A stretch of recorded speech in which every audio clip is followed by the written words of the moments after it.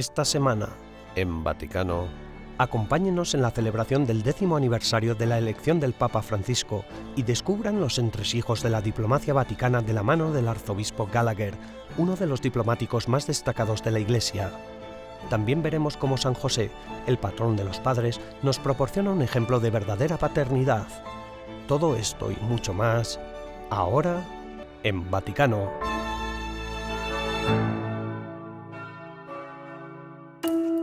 El lunes 13 de marzo, 10 años después del inicio del pontificado del Papa Francisco, se publicó un nuevo libro del padre Antonio Spadaro, el Atlas de Francisco, Vaticano y Política Internacional. Junto al cardenal Pietro Parolin, secretario de Estado de la Santa Sede, asistió también a la presentación del libro la primera ministra italiana, Giorgia Meloni.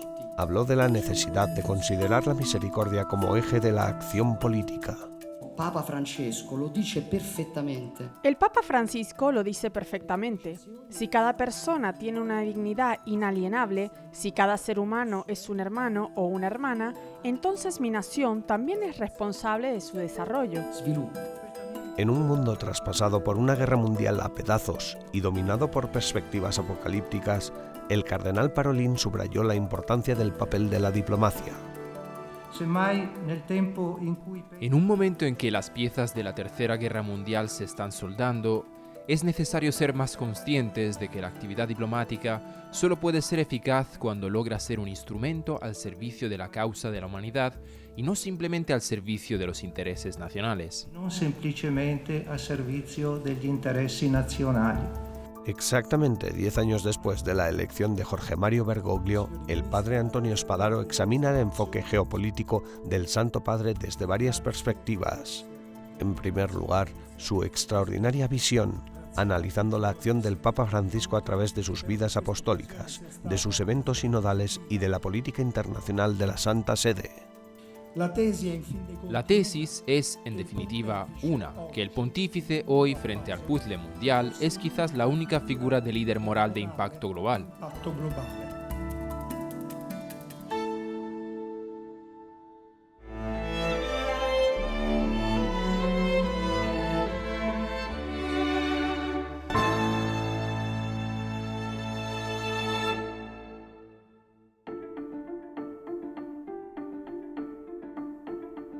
Sin el cardenal Wyszynski no existiría Juan Pablo II. El 9 de marzo, en la Basílica de San Pedro Encadenado, en Roma, se realizó un evento especial en honor al beato cardenal Stefan Wyszynski, exprimado de Polonia. Durante el acto, se proyectó por primera vez para el público italiano la película Amarás, que mostraba mediante imágenes históricas los principales capítulos de la vida del cardenal. El docudrama ponía de relieve la lucha a la que se enfrentó la Iglesia bajo el régimen comunista y el heroico papel que desempeñó el cardenal Wyszynski en la defensa de la fe y los fieles en aquellos tiempos aciagos. El cardenal Wyszynski fue la encarnación viva de la experiencia polaca del siglo XX. Se le considera un héroe nacional y se le ha atribuido el título de primado del milenio. Fue encarcelado durante 3 años, de 1953 a 1956, por el régimen comunista, y emergió como un coloso cultural. Dirigió una gran novena nacional, que fueron 9 años de preparación espiritual para el milenario del bautismo de Polonia del 966. La película también destaca el importante papel que desempeñó el cardenal Wyszynski como mentor del joven cardenal Wojtyła y cómo sentó las bases para liberar a Polonia del comunismo. Cardinal Wyszynski fue uno de los líderes más importantes de la Iglesia en el siglo XX. Fue, por así decirlo, el que de verdad puso al cardenal Wojtyła al día. El cardenal Marcelo Semeraro, prefecto de la Congregación para las Causas de los Santos, que celebró la beatificación del cardenal Wyszynski en nombre del Papa Francisco el 12 de septiembre de 2021, intervino durante la proyección de la película. También asistieron el embajador de Polonia ante la Santa Sede, Adam Kilczewski, y el presidente de la Conferencia Episcopal Polaca, Monseñor Stanisław Gdecki. Este documental ya ha sido visto por millones de personas en varios idiomas a lo largo de todo el mundo y es sumamente importante y estoy muy contento porque finalmente se traduzca al italiano, ya que así el público de Italia tendrá la oportunidad de conocer al gran príncipe de la Iglesia, al beato cardenal Wyszynski. Al concluir la película, se nos recuerda que el cortejo fúnebre del cardenal Stefan Wyszynski hace más de 40 años iba encabezado por una pancarta en la que se leía: Dios nos regala un padre y pastor así, una vez cada 1000 años. Que esta película sirva para recordar su increíble testimonio y no olvidar el sufrimiento del pueblo polaco.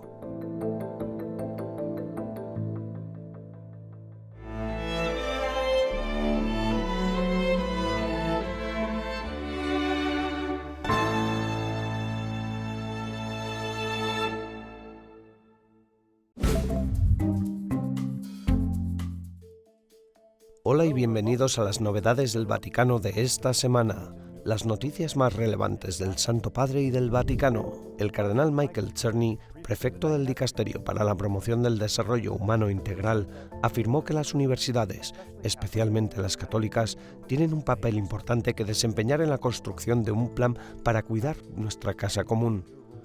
Señalando que los católicos están llamados a celebrar la naturaleza como expresión del amor de un Dios personal que dio origen al universo, Czerny pidió a las universidades que ofrezcan una respuesta correcta, visionaria y valiente al problema de la destrucción del medio ambiente, que, según dijo, afecta de manera desproporcionada a los pobres. El Papa Francisco celebró su 10º aniversario como Papa con una misa privada con diversos cardenales y una aparición en lo que Vatican News ha bautizado como un Popecast. El podcast de 9 minutos, lanzado por ahora solo en italiano, fue publicado en el sitio web de Vatican News y en Spotify. El tiempo tiene prisa, dijo Francisco, y añadió: cuando se quiere aprovechar el hoy, ya es ayer. El Santo Padre ha afirmado que la ideología de género es una de las colonizaciones ideológicas más peligrosas en la actualidad. En una entrevista concedida al diario argentino La Nación, el Papa Francisco explicó el porqué de su contundente afirmación. ¿Que por qué es peligrosa? Porque desdibuja las diferencias y el valor del hombre y de la mujer. El Papa Francisco calificó a Daniel Ortega, presidente de Nicaragua, como inestable, y en una reciente entrevista ha comparado al gobierno sandinista nicaragüense con la Alemania nazi, hablando sobre el obispo nicaragüense Rolando Álvarez, que ha sido condenado a 26 años de prisión por la dictadura de Ortega. El Papa Francisco dijo: es algo fuera de la realidad, es como si trajéramos de vuelta la dictadura comunista de 1917 o la dictadura de Hitler de 1935. La Basílica de San Pedro acoge en su pórtico una hora de adoración eucarística al mes. A partir del 14 de marzo, la adoración tendrá lugar cada 2 martes, de 8 a 9, en el pórtico de la Basílica Vaticana que conduce a la Plaza de San Pedro. La Hora Santa forma parte de las iniciativas pastorales de la Basílica. Gracias por acompañarnos durante las novedades del Vaticano de esta semana. Benjamin Crockett para EWTN Vaticano.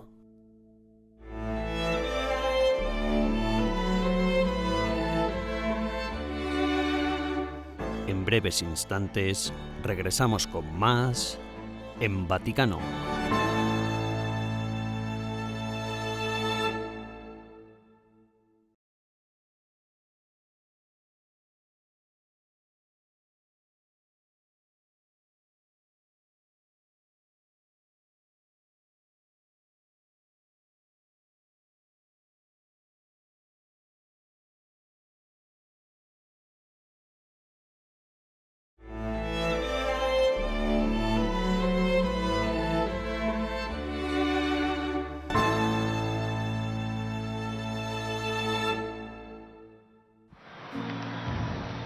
Annuncio vobis gaudium magnum, habemus papam.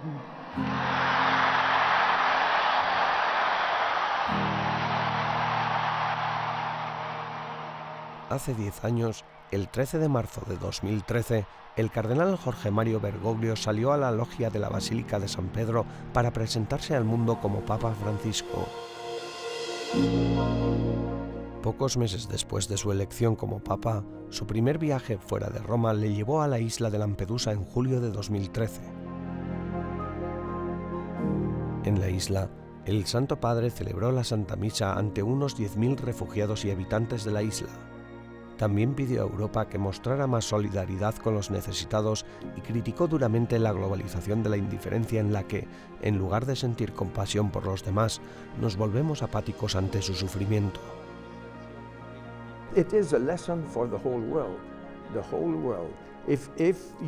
Es una lección para todo el mundo. Si pones tu atención en los pobres, pones a todo el mundo en misión, porque la misión empieza con el amor, con la caridad. De lo contrario, la palabra no acompañada por el gesto no tiene ningún impacto. Y esa es una característica del Papa Francisco.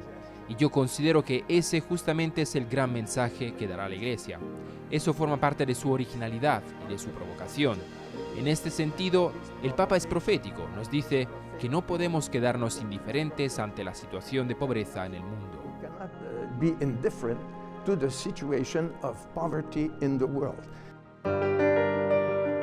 Al igual que sus dos predecesores, el Papa Francisco viajó mucho durante los 10 primeros años de su pontificado.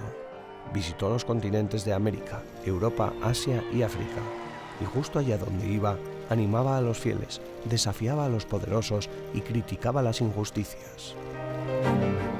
Sus visitas a países musulmanes evidenciaron su compromiso con el diálogo interreligioso, otro asunto clave en su pontificado. En 2019, en Abu Dhabi, Francisco firmó un documento conjunto con el gran imán de la Universidad Al-Azhar de El Cairo. En él, ambos líderes condenaron enérgicamente el extremismo religioso.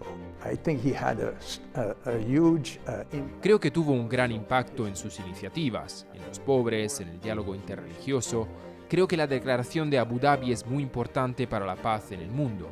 No es fácil tratar con los musulmanes, con la comunidad islámica, es complicado y existe una necesidad real de encuentro. Por decirlo brevemente, se necesita una mejor comprensión del diálogo. Y él ha hecho muchos esfuerzos en este sentido.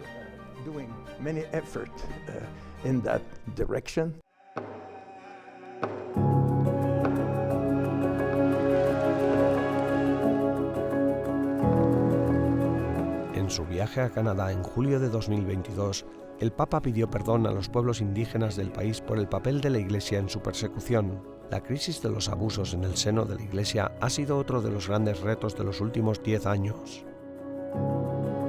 Francisco no solo ha trabajado por una reforma en este ámbito, sino que también ha propiciado la reforma de la curia y actualmente trabaja para integrar el principio de sinodalidad dentro de la Iglesia.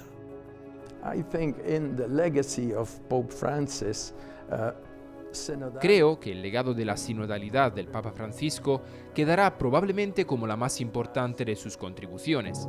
La Iglesia Católica, diría yo, es muy clerical, está basada en el ministerio ordenado, que está en el centro de la atención, los obispos, los sacerdotes, y nos faltaba conciencia del sacerdocio de los bautizados. Creo que la sinodalidad es un factor clave para el futuro. Is a key factor for the future.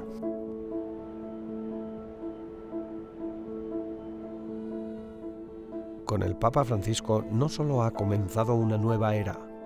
Estrechos colaboradores como el cardenal Marc Ouellet, que sirvió durante mucho tiempo a Francisco como prefecto de la Congregación para los Obispos, subrayan que, a pesar de los diferentes carismas de los papas, la continuación de la obra de la Iglesia está garantizada. Hemos tenido papas tan diferentes, tan distintos, y en esto consiste la continuidad de la obra del Espíritu Santo en la historia. Nos trae al hombre adecuado en el momento adecuado. Eso no significa que sean infalibles en todo lo que hacen.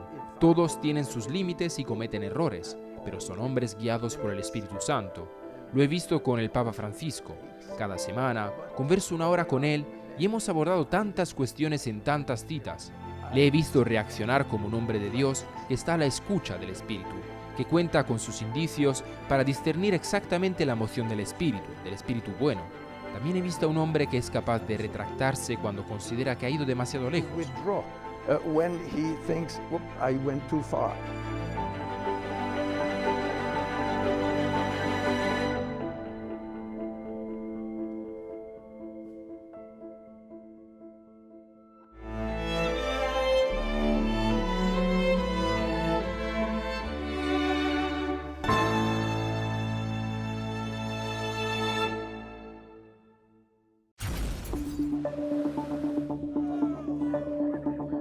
Si abrimos cualquier periódico o encendemos la televisión, es muy probable que enseguida veamos algún titular de última hora sobre la actual escena mundial, alta tensión y muchas crisis por resolver.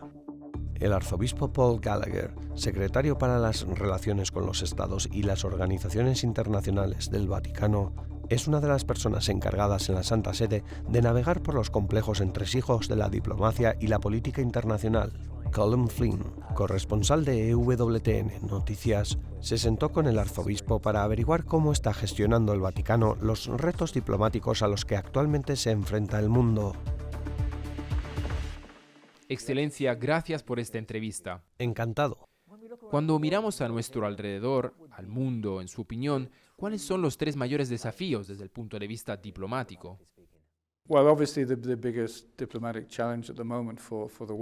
Bueno, obviamente, el mayor desafío diplomático en este momento para el mundo y para la comunidad internacional es la guerra de Ucrania. Además de ese, creo que tenemos la crisis del cambio climático, que como usted ya sabe, en los últimos días ha sorprendido con la buena noticia sobre los océanos. Desde luego, es para aplaudir y espero que sea un gran paso adelante. Por último, creo que la generalidad de conflictos que tenemos en Oriente Medio y partes de África también, junto con la desestabilización de América Latina. Diría que estos son los desafíos a los que creo que se enfrenta la comunidad internacional en este momento. ¿Qué recuerdos tiene de la experiencia vivida en su viaje a Ucrania? Bueno, tuve mucha suerte cuando fui porque, aunque habían sufrido muchos bombardeos, todo estaba relativamente tranquilo durante mi viaje. Pudimos ver los efectos de la agresión rusa en Bucha, Irpin y también en partes de Kiev. Creo que la impresión que me quedó fue la de un pueblo muy valiente, muy decidido, afrontando enormes desafíos. Pero las cosas han empeorado mucho desde entonces. Pude comprobar cómo el país se preparaba para lo que creo que todos percibían como un conflicto largo y prolongado. Había sufrimiento en los rostros de la gente, preocupación en sus miradas. Ya se habían producido muertes de soldados y se veían imágenes en algunas de las iglesias. Había fotografías de las personas que habían sido asesinadas y ya se hablaba de sus funerales y todo eso. Además, llegar allí no es normal. Hay que conducir desde la frontera polaca o coger el tren para pasar la noche.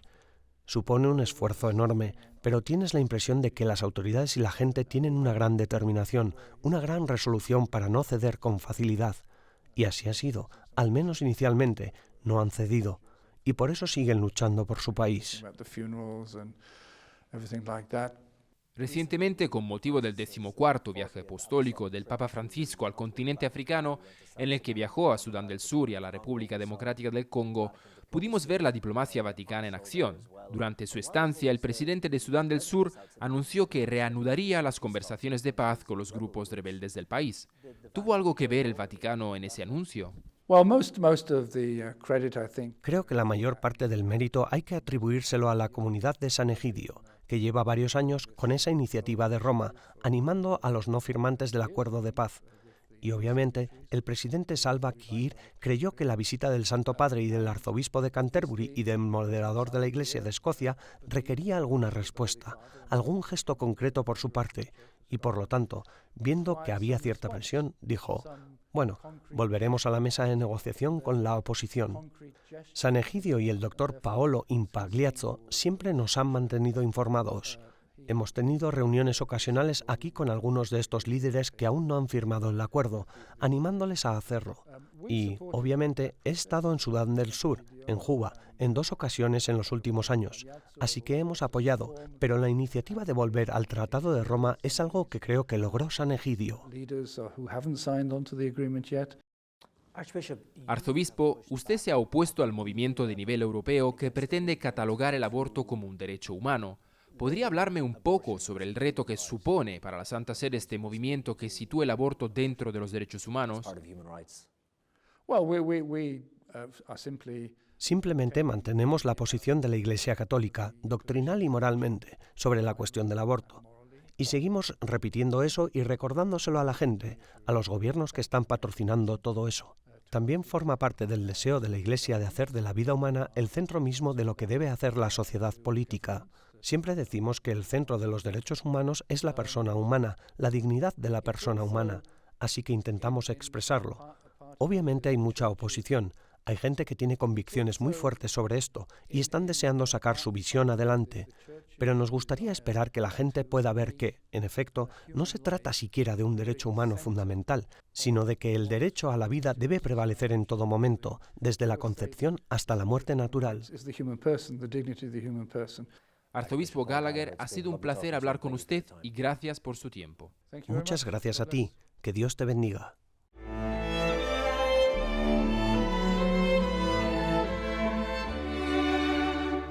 Tras una breve pausa, regresamos con más en Vaticano.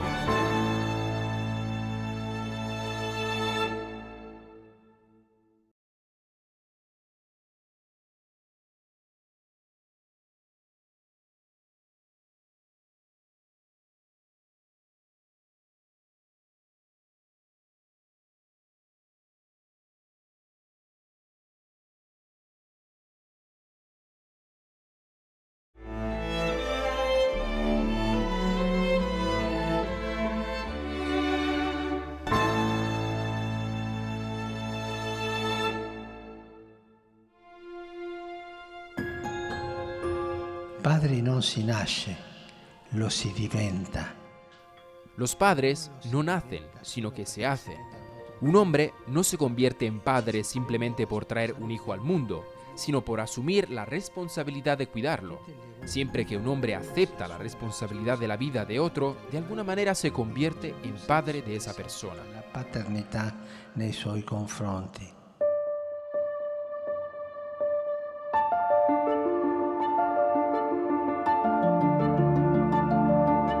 El 19 de marzo, fiesta de San José, patrón de los padres, es el momento de recordar a todos los hombres, vivos y difuntos, que se entregaron por sus familias. También es un momento para reflexionar sobre la crisis actual que afecta a las familias de todo el mundo. Según la Oficina del Censo de Estados Unidos, casi 20 millones de niños crecen sin padre. El 80% de los hogares monoparentales están dirigidos por madres solteras. Eso significa que 1 de cada 4 niños en Estados Unidos vive sin su padre biológico, padrastro o adoptivo en el hogar. Son suficientes niños para llenar 2 veces la ciudad de Nueva York o 4 veces la de Los Ángeles. La paternidad es esencial para el desarrollo de los niños. La presencia de un padre marca una diferencia positiva en la vida tanto de los niños como de las madres. Una mayor implicación del padre en el hogar hace que los niños obtengan mejores resultados en las aulas, tengan una mayor autoestima y muestren más empatía. Por desgracia, los estudios actuales muestran que la ausencia de figuras paternas en el hogar conlleva que los niños y adolescentes muestren un aumento de la depresión, la ansiedad y el aislamiento social, especialmente entre las chicas jóvenes. En Italia, el Día del Padre se celebra el Día de San José.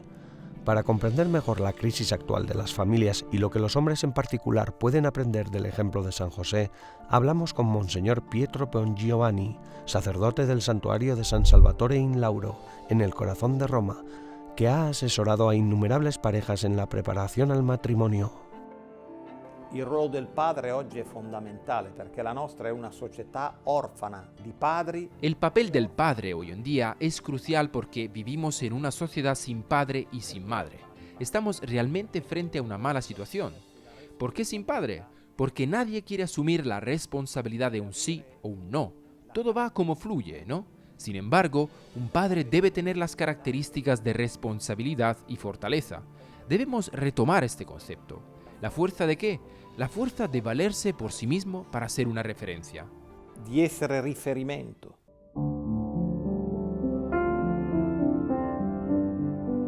Desde el patio del colegio hasta el lugar del trabajo, los chicos y los hombres han tenido que adaptarse al cambiante panorama social y a las expectativas del mundo moderno.